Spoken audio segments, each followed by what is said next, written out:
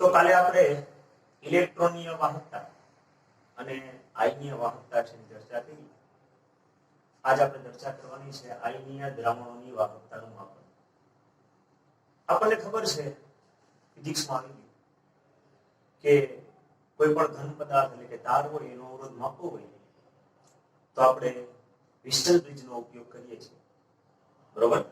તો વિસ્ટન બ્રિજ કઈ રીતે તૈયાર કરે એનો પ્રેક્ટિકલી તમારે ફિઝિક્સમાં 12માં છે અને થિયરી છે ઈ પણ ત્રીજા ચેપ્ટરમાં આવે છે. તો અવરોધનું ચોક્કસ માપન કરવા માટે આપણે વિસ્ટન બ્રિજ ઉપયોગ કરીએ છીએ. પણ દ્રાવણ છે તો દ્રાવણ છે એનો અવરોધ કેમ માપવો? કારણ કે એમાં તો વિસ્ટન બ્રિજનો ઉપયોગ નથી થતો. કારણ કે એના માટે બે સમસ્યા નડે. આપણે આયનીય દ્રાવણોની વાહકતાનું માપન કરવું હોય વિસ્ટન બ્રિજની મદદથી તો બે સમસ્યા છે. પહેલા એનું નિરાકરણ કરવું પડે. પહેલા તો જાણીએ કઈ બે સમસ્યા છે, પછી એનું નિરાકરણ કરીએ. બરોબર ને? આપણે કીધું કે અવરોધનું માપન કરવું હોય તો વિસ્ટન બ્રિજનો ઉપયોગ કરવો પડે. હવે દ્રાવણ છે એનો અવરોધ માપવો હોય તો વિસ્ટન બ્રિજને જોડવો કેમ? બરોબર? એમાં બે સમસ્યાઓ નડે છે. પહેલી સમસ્યા કે આપણે આમાં ડીસી પ્રવાહનો ઉપયોગ કરીએ છીએ. તો સીધો ડીસી પ્રવાહ વાપરીએ તો દ્રાવણ છે એનું સંઘટન બદલાઈ જાય. આ પહેલો પ્રશ્ન, પહેલી સમસ્યા.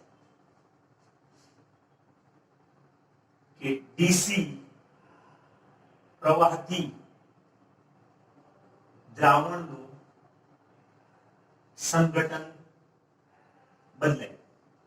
આ પહેલી સમસ્યા થાય છે. અને બીજી સમસ્યા એ કે દ્રાવણ છે એને આપણે તારથી જોડવો કેમ? કારણ કે વિસ્ટન બ્રિજ તમે જોઈ ગયા થિયરી ફિઝિક્સમાં તાર જોડવો પડે. અવરોધ હોય એટલે બીજા જાણીતા અવરોધ જોડી ચાર અવરોધની મદદથી વિસ્ટન બ્રિજ તૈયાર કરી. આ આકૃતિ બતાવી છે. બરોબર? ના વિસ્ટન બ્રિજની આકૃતિ છે ફિઝિક્સમાં છે, તમને ખ્યાલ જ છે.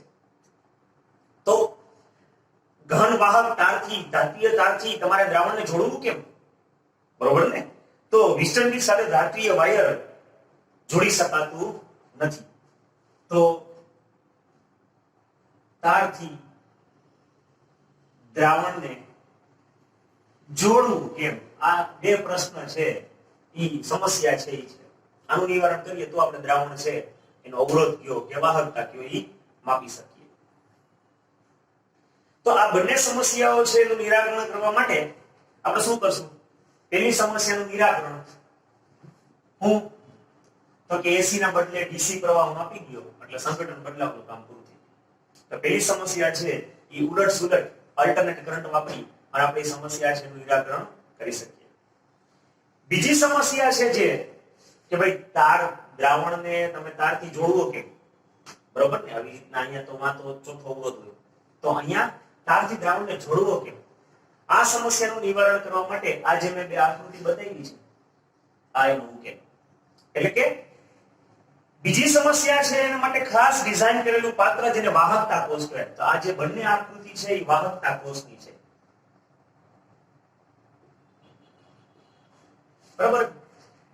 માર્કેટની અંદર આ ટાઈપનો અલગ અલગ કેટલી પ્રકારના મોડેલ્સ છે એ વાહકતા કોષના મળે છે. કે તમે જે દ્રાવણને અને આ વિસ્ટન બ્રિજ આ જે આકૃતિ બતાવી ને આ આકૃતિ એને અહીં તમારે સમજી લેવાનું. આ છે. સમજાણું ને? આ જે ભાગ બતાવ્યો વાહકતા કોષ યાર. એટલે આ ટાઈપનો વાહકતા કોષ વાપરો કે આ ટાઈપનો વાપરો અહીં જોડી દેવાનું. અને આખું વિસ્ટન બ્રિજ તૈયાર થઈ જાય. તો હવે થોડુંક પહેલા ચર્ચા આપણે વાહકતા કોષની ડિઝાઇન ને એ કેવી રીતના કામ કરે એની ચર્ચા કરવી પડશે.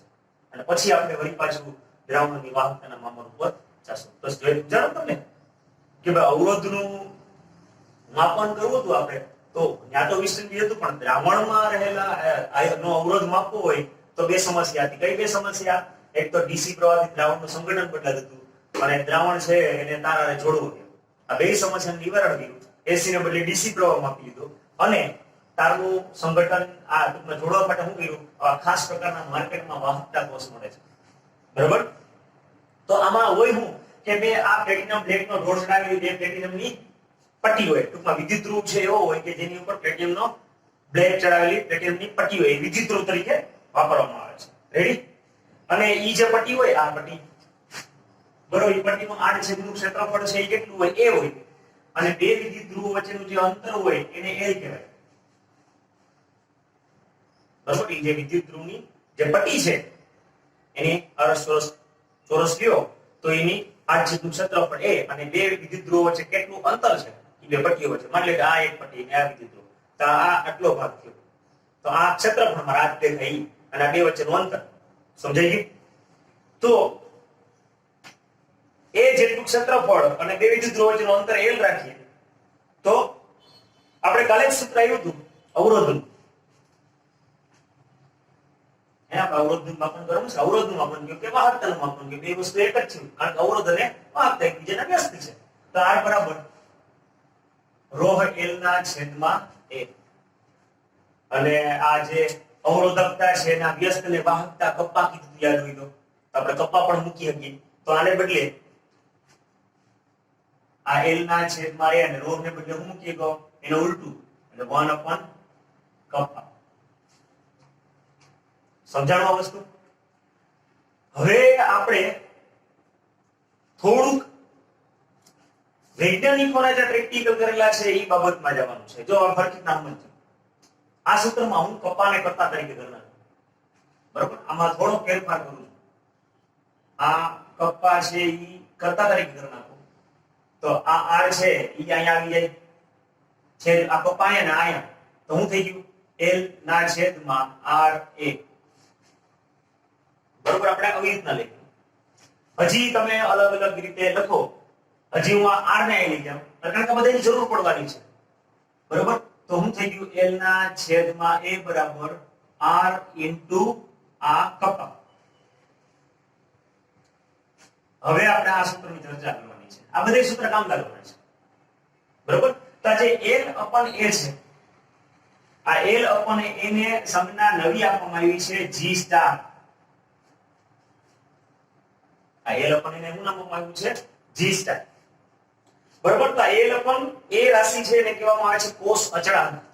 આ g સ્ટાર એટલે શું થયું? કોષ અચળાંક.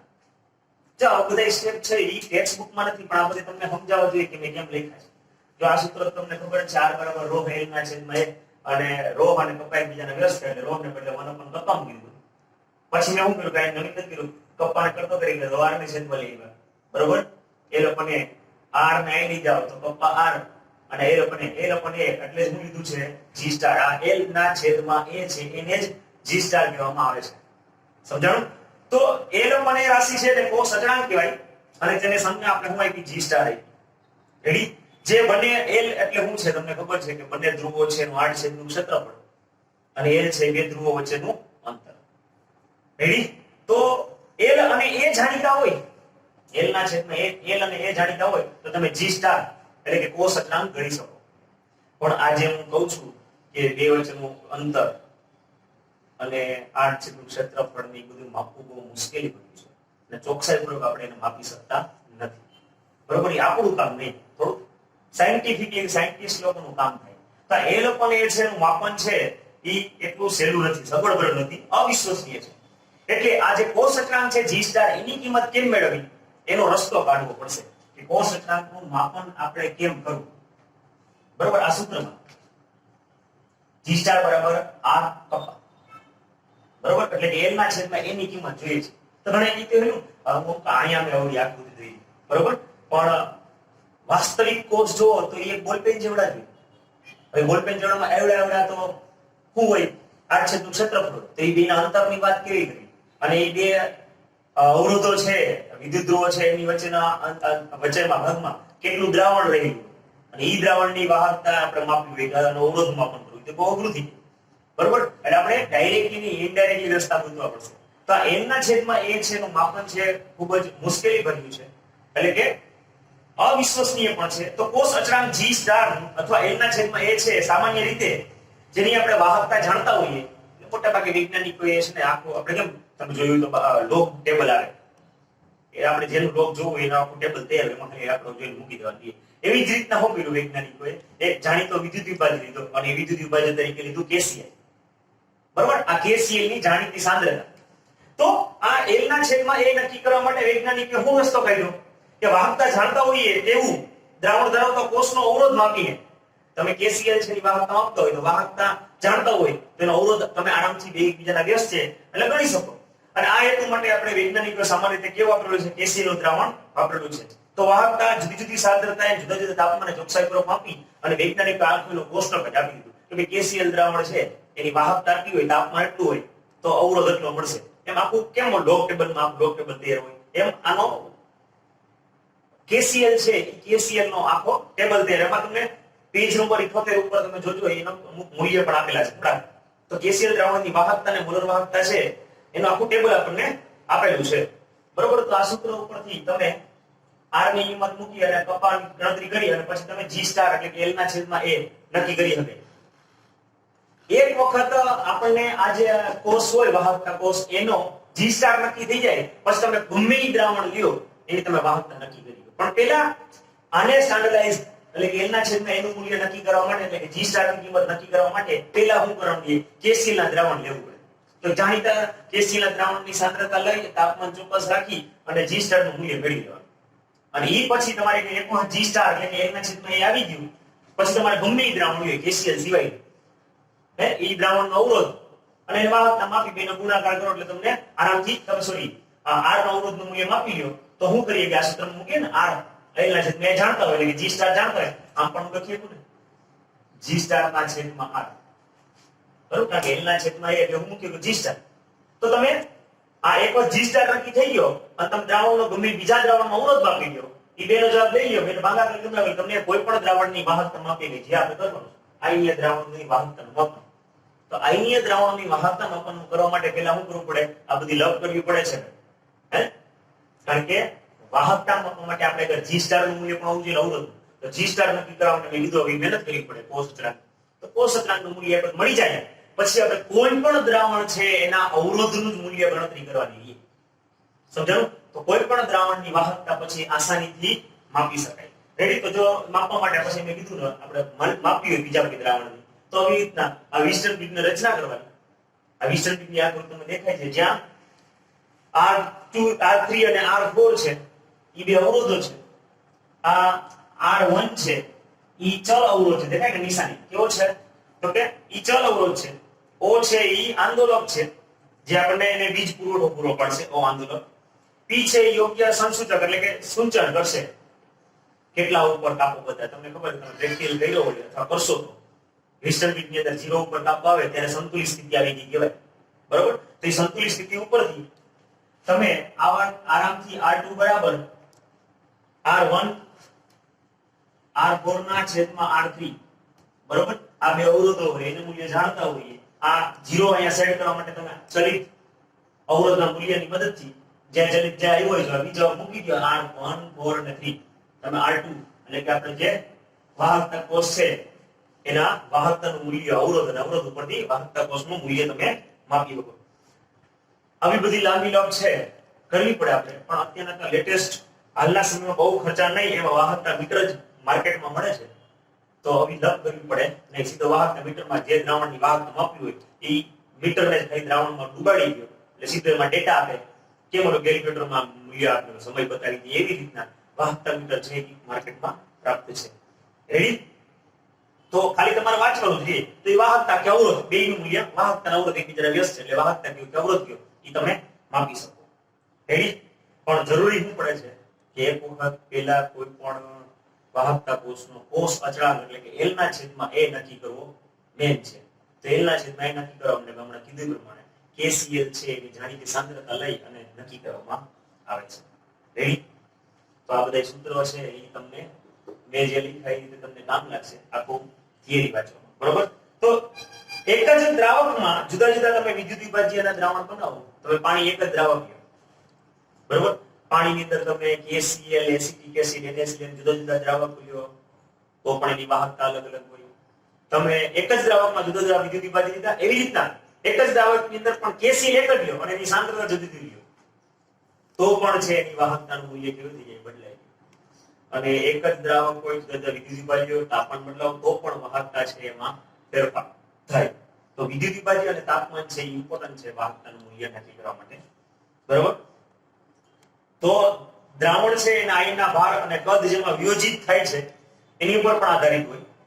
આયનની સાંદ્રતા અથવા એને આપણે પોટેન્શિયલ દ્રાવ્યતા એટલે કે દ્રાવણની અંદર જે આયનો ઉત્પન્ન થયા હોય એ કેટલા સરળતાથી વહન પામ્યા છે. આપણે કીધું ને કે પાણીની અંદર NaCl નાખશો તો Na+ ને Cl ઉત્પન્ન થાય. હવે Na અને Cl તો ઈ જે Na નું કદ કેવું છે એટલે કે આયનનો ભાર કેટલો છે. તમને કોઈ આપણે વાત કરી કે બહુ જાડીયો ભાર હોય, જાડા હોય તો તરી ન હોય તો વાહકતા કેવી થાય, ઓછી થાય. આપણે ચર્ચા કરી થોડી ઘણી કરી.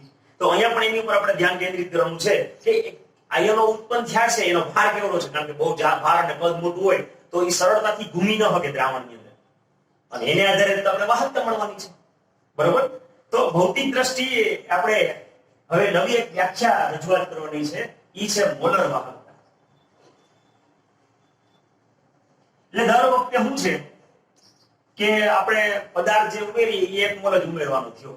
તમે ગમે એ શુદ્ધ વિદ્યુત બાજી લ્યો તો એ મોલર વાહકતા માપવાની વાત થાય. મોલર વાહકતા છે એની સંજ્ઞા છે લેમ્બડા m. આ કેપિટલ લેમ્બડા છે. આમ જે લખો ને કેપિટલ લેમ્બડા કહેવાય અને આ કયો ને સ્મોલ લેમ્બડા કહેવાય. આપણે કેમ આમ લખીએ છીએ કેપિટલ અને સ્મોલ એમ આ કેપિટલ લેમ્બડા અને આ સ્મોલ લેમ્બડા. સમજાઈ ગયું? તો મોલર વાહકતાની સંજ્ઞા છે લેમ્બડા m અને લેમ્બડા m નું સૂત્ર આપણને આપેલું છે કે લેમ્બડા m બરાબર આ પપ્પાના છેદમાં c. બરોબર. આ લેમ્બડા m નું સૂત્ર છે પપ્પાના છેદમાં c. તો મોલર વાહકતા એટલે શું થાય?